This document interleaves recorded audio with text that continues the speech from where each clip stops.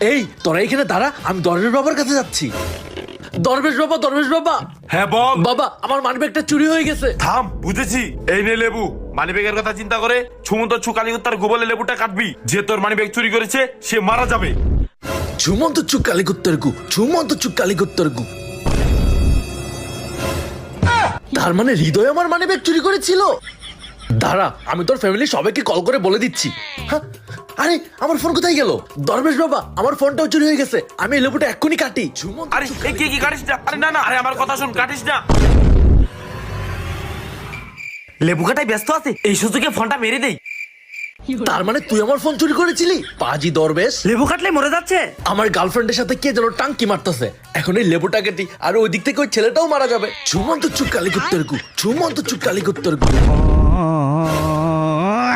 তার মানে জয় আমার গার্লফ্রেন্ডের সাথে টাঙ্কি মারতেছিল। ভালোই।